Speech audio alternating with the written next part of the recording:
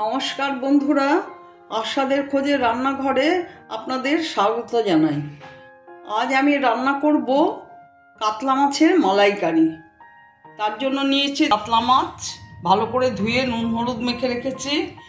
এখানে পেঁয়াজ, আদা, কাঁচা লঙ্কা পেস্ট করে নেব। এখানে কাজু আর কিশমিশ নিয়েছি, পেস্ট করে নেব। এখানে 2.5 কাপ দুধ নিয়েছি। কোকোনাট দিয়ে করলে ভালো হয়, কিন্তু ঘরে যেহেতু নেই আমি এমনি দুধ দিয়েই তৈরি করছি এটা।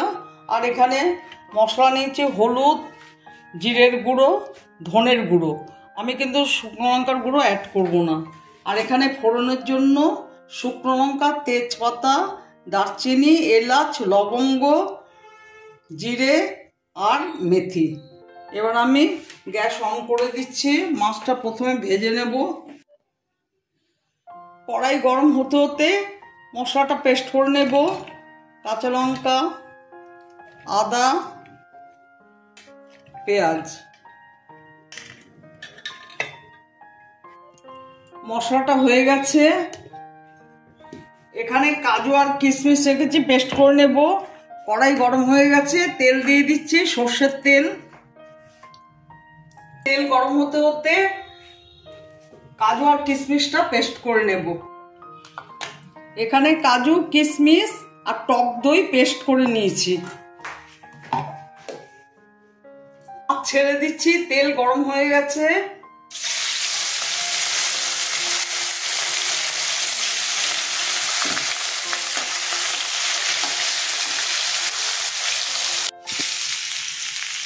মাছগুলো উঠিয়ে নিলাম, ভাজা হয়ে গেছে। বাকি মাছগুলো ছেড়ে দিচ্ছি।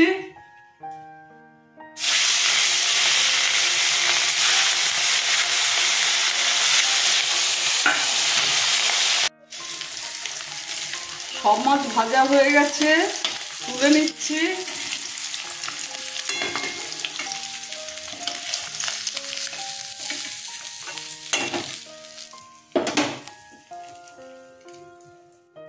মেথি ফোড়ন দিয়ে দিলাম। মেথিটা ভাজা হয়ে গেলে আমি মেথিটা তুলে ফেলে দেব, কারণ মেথিটা মুখে পড়লে তেতো লাগবে। কিন্তু মেথিটা ভাজা হয়ে গেলে তেলে মেথির গন্ধটা থেকে যাবে। আমি মেথি তুলে নেব এবার। ভাজা হয়ে গেছে মেথি।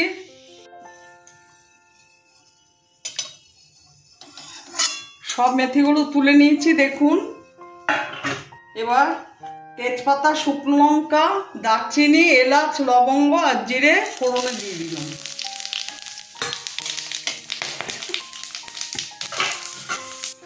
মেথির গন্ধটা খুব সুন্দর হয়, কিন্তু থেকে গেলে মুখে পড়লে তেতো লাগে। এই জন্যে আমি উঠিয়ে ফেলে দিই। পেঁয়াজ, আদা, লঙ্কা পেস্ট ছেড়ে দিলাম।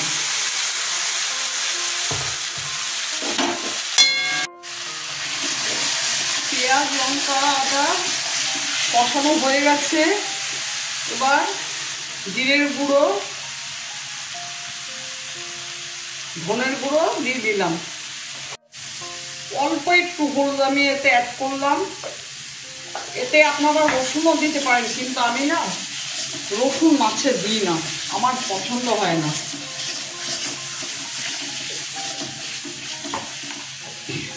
এবার টক দই, কাজু আর কিশমিশ পেস্টটা ছেড়ে দিলাম।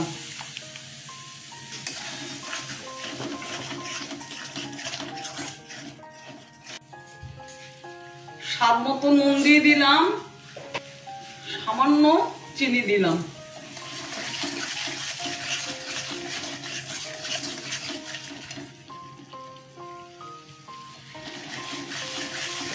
দুধটা ঢেলে দিচ্ছি।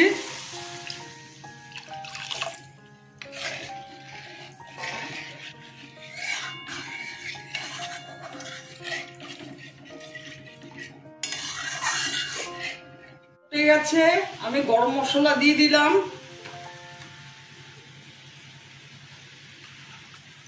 দুটো কাঁচা লঙ্কা দিয়ে দিলাম। আর মাছগুলো ছেড়ে দিচ্ছি।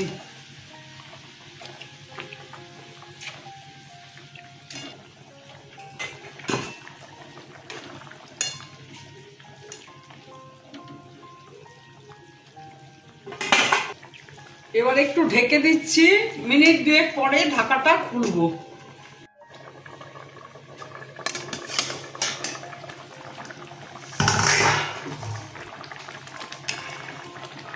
কাতলা মাছের মালাইকারি প্রায় কমপ্লিট। আমার ভিডিওটা যদি আপনাদের ভালো লেগে থাকে প্লিজ একটা লাইক, শেয়ার ও অবশ্যই সাবস্ক্রাইব করে দেবেন, সাথে কমেন্টস দেবেন। আপনারা সুস্থ থাকবেন, ভালো থাকবেন, আর এইভাবে কাতলা মাছের মালাইকারি করে খাবেন। ঘরে তো সবসময় কোকোনাট থাকে না, ঘরে যে দুধ থাকে সেই দুধ দিয়েও করতে পারেন। আমি সেইভাবেই করলাম। আমার ভিডিওটা দেখার জন্য আপনাদের ধন্যবাদ। আমি একটু পরে সার্ভ করে দেব। এখন গ্যাস অফ করে 2 মিনিট ঢেকে রাখবো।